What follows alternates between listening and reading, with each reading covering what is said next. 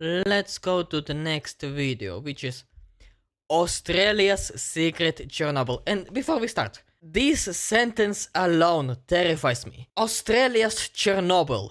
Like, this is the combination of two words that you will never want to hear. This shit is fucking terrifying. Okay, let's watch. Obviously, this is a video about a tragedy. I think I watched only up to like a minute of it because I did not want to spoiler myself. I am really interested to know how the fuck is there a Chernobyl-like place in Australia and how terrifying it is. Let's go.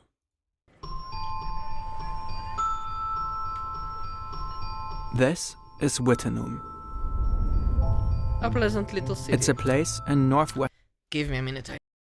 Okay, I am back. I brought a bottle of water with me. What a pleasant sound. Okay, let's watch. Western Australia, in the middle of the outback. Once, Wittenoom was the largest city in the region. Today, the houses are empty. On paper, this town no longer exists. The Seriously? Australian government has removed it from official maps. Wow, how The dirty. soil, the bushes, and even Give me a minute, it's too loud. the dust in the air are highly carcinogenic. Every breath They are what now? can be toxic. Oh, Wittenoom is Australia's Chernobyl, how the fuck that happened? except that it's not radiation that makes this place so dangerous. What Of course this isn't. If it was radiation, it would be so much worse. What is it? happened here? Answer me, mysterious man. Answer me, mysterious man, because I literally splashed myself with a splash of very cold water straight out of the fridge. Fuck, it's fucking... Oh, it's cold as hell. Places like Chernobyl and Wittenoom show us how fragile our relationship with our environment can be. It's important to deal with limited resources consciously. Holzkern is the leading FSC certified wood and Yeah, let's skip the unique personal piece advertisement. from Holzkern. It all starts almost 100 years ago with a mine. Sheesh. Oh, look at this In the boys. mid-1930s, a small company begins to mine a blue mineral in these two gorges. In A blue 1943, a mineral? larger corporation called CSR takes over the operation. The company wants to increase production. In 1947, with the support of the Western Australian government, CSR establishes a worker settlement 10 kilometers from the mine. Wittenoom is born. It's a typical town with everything you'd expect. A school, a hotel, a hospital, a post office, a bakery. The town grows rapidly. Nice. At the time, many people flocked to the northwest of Australia in search of employment. By the 1950s, 20,000 people live in Wittenoom. Not bad. The blue mineral in the gorges is in high demand. Within a decade, 161,000 tons are extracted. The mine What is the blue mineral, by the way? What's the name of it? is Australia's only supply. The fine-grained tailings of the mine are put in these dumps close by. But the inhabitants are smart. It's a waste if the tailings are just left lying around. They use the residues for constructing roads and buildings or as insulation. The fine blue granules are excellent for mitigating the extreme heat of the outback. The people spread them on the ground, on the sidewalk, around the houses, on the schoolyard. I do not like these particles. They're saying something. I feel foreshadowing. And on playgrounds. But there's a problem. This mineral is asbestos. Hey, what now? Blue asbestos, the most toxic kind. I do not like the sound of it immediately.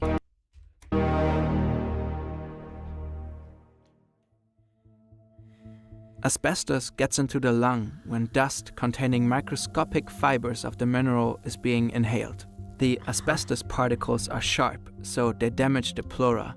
That's the protective tissue of the lung. Prolonged exposure scars the organ and completely wrecks it. The result is shortness of breath, a persistent dry cough, and a lot of pain.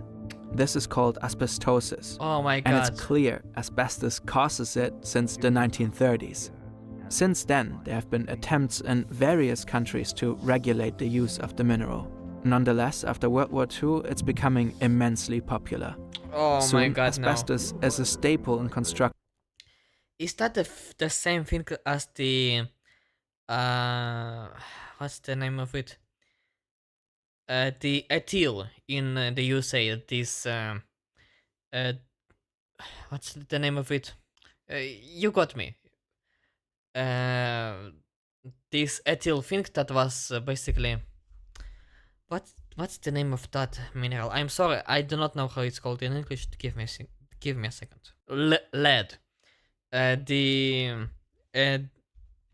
This liquid lead that you would put into your fuel tank after you fill the car with the gas. Yeah, touch it.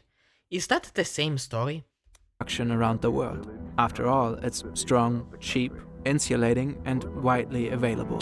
The market is booming. Yeah, it's the same thing with the ethyl and with the entire lead thing back in the 20th century in America. Fuck. Oh my god, it's so bad.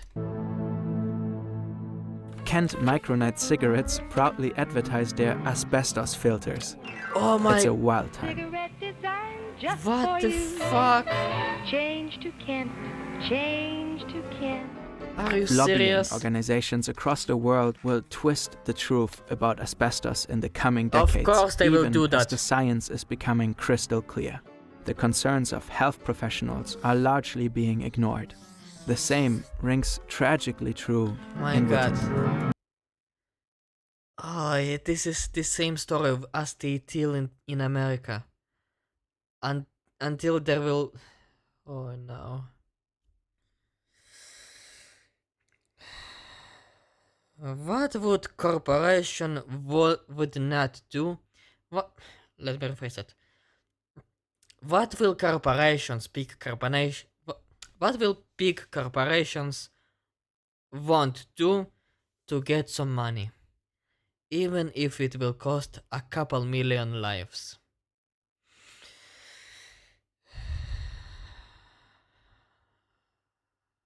Fucking evil, man.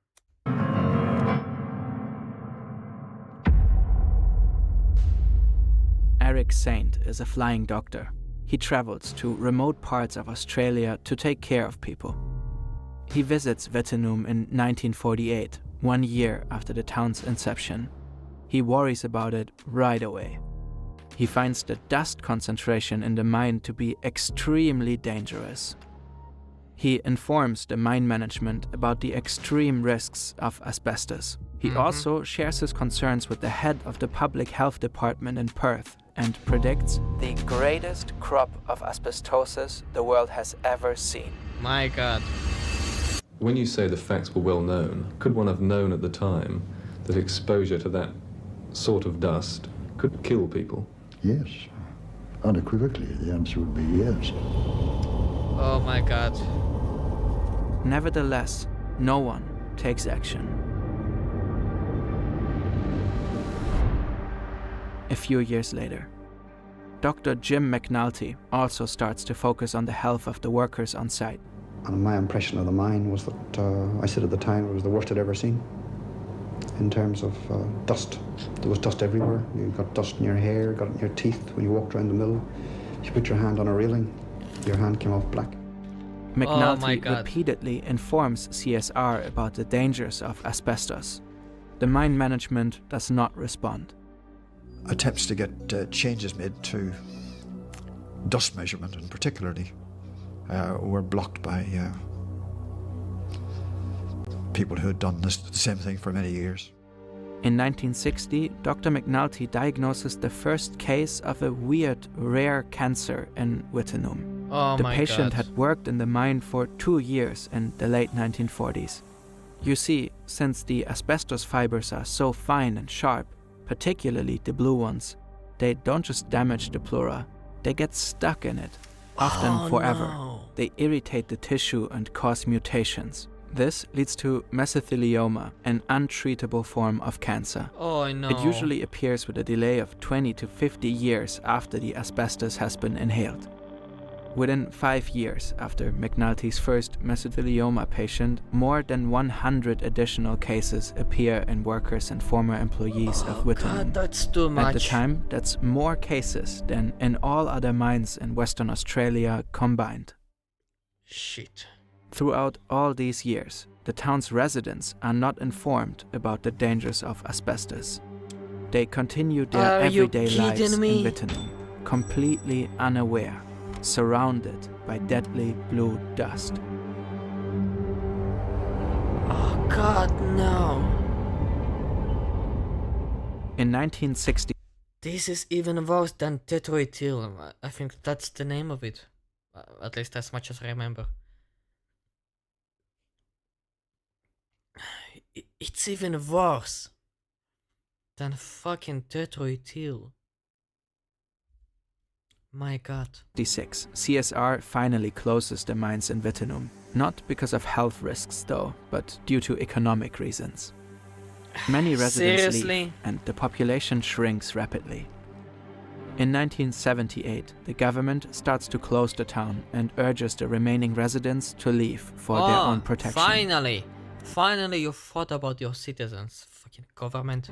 At the same time, the health consequences for former miners and residents of Wittenoom become increasingly apparent.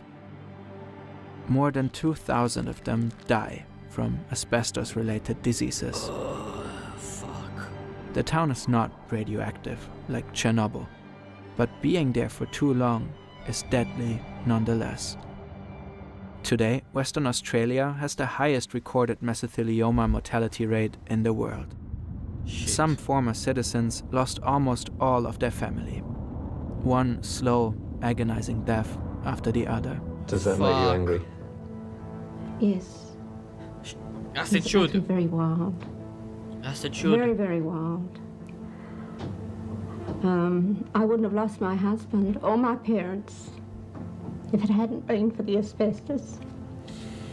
I'm sorry, My god.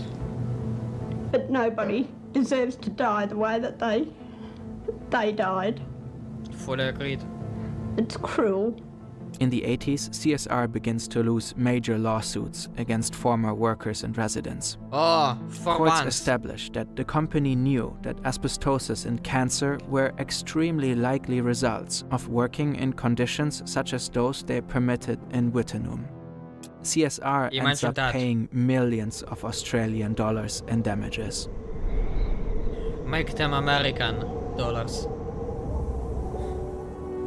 In December 2006, Wittenoom finally loses its town status. The power grid is disconnected. The town is removed from official maps and road signs. The blue dust remains. CSR left behind 3 million tons of asbestos tailings. They are at least 40 meters high and are located in the gorges near Wittenoom. Oh fuck. The fibers continue to spread through wind and water. This is the WAMA, the Wittenoom Asbestos Management Area. It covers over 46,000 hectares and is the largest contaminated stretch of land in the Southern Hemisphere. My god. Yet, despite all of this, some people did not want to leave the town and their homes. What? In 2022, the New York Times visited the last residents, an Austrian man named Mario Hartmann and Lorraine Thomas. Australian, not Austrian, but whatever. Both ignored the government's orders to leave.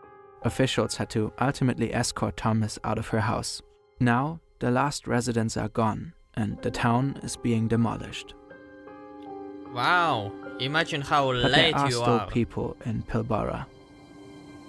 The Banjima are indigenous people who inhabited the land around Wittenoom long before the mine was ever set up. The area has great cultural significance for the Banjima. This is Maitland Parker, an elder of the Banjima people. He grew up in the vicinity of Wittenoom and played in the gorges as a child, with serious health consequences. I was diagnosed with mesothelioma in 2016, and it's a miracle I'm still here. It's my will keeping me going to fight this blasted thing. A lot of my people have been affected by it, have died from it as well. For more than 10 years, the Banjima people have urged the government to clean up the area. Already back in 1994, an official report warned the situation would only get worse and strongly recommended the asbestos tailings dumps be cleaned up or stabilized, and that the road into the gorge be removed. But no action was ever taken. You It would serious? be too expensive. Disposing of all the asbestos could cost an estimated 100 to 600 million Australian dollars. Spend the fucking money. Your life is more important than the fucking money, even if it's that much, but still. Do you not care about your own citizens that much? You care about money that much more? Fucking disgusting. And so, yeah, it's going to cost millions, we know that, but hey, that's not our problem. Until then, the aftermath of Wittenoom continues. The blue particles continue to be taken up by the wind that blows through the ruins. The tailings continue to crumble into the once magnificent gorges and to river streams. The sharp fibers are still in the lungs of people who played on the town's playgrounds and walked its streets. My A great God. number of these people will die a painful death. Fucking horrible, man. It's wrong on so many levels that the company is directly involved in the deaths of so many people, and the punishment is just a tiny portion of revenue.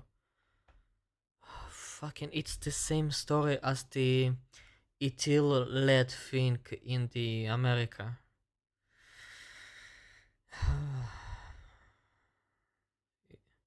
But in America it was even worse because, well, it was not causing cancer or death. Maybe in some it did, maybe in some not. It was degrading the youth, the next generations. They were literally turning their own children into retards for money. If you like this video and want to see more of it, please subscribe to the channel. It will give me a lot of emotional support, and if you can, please visit my streams every Monday, Wednesday and Friday, maybe even Saturday, depending on my mood. I am trying to hit affiliate on Twitch and I need only 3 average active viewers on stream.